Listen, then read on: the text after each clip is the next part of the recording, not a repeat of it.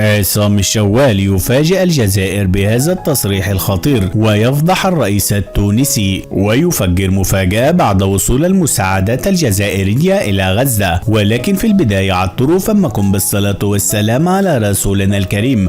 ولو أنت جزائري اضغط لايك على هذا الفيديو، ولا تنسى الاشتراك في القناة وتفعيل زر الجرس حتى يصلكم كل جديد. أدلى المعلق التونسي عصام الشوال بتصريحات خطيرة إلى صحيفة الوطن القطرية منذ قليل، وقال: أنا بعتذر للجزائر بعد وصول وفد رفيع المستوى من تونس إلى تل أبيب، وأن الرئيس التونسي قيس سعيد سيجتمع بمحمد بن زايد رئيس دولة الإمارات ليقترض 3 مليار دولار من الإمارات لينعش الاقتصاد التونسي بعد الأزمة الطاحنة التي حلت به. فالإمارات اشترطت على الرئيس التونسي أن يطبع مع إسرائيل التطبيع الكامل، وهذا بعد وصول الوفد التونسي إلى تل أبيب. وقال الشوالي: بعد وصول المساعدات الإنسانية الجزائرية إلى قطاع غزة بحرا وجوا وأرضا، فالجزائر هي التي تسبب إزعاج كبير لإسرائيل حاليا، فهي ستحاصرها من المغرب من الصحراء الغربية ومن بوابة الشرق من تونس. وقال: على الحكومة الجزائرية التحرك الآن لوقف المد الصهيوني تجاه الجزائر.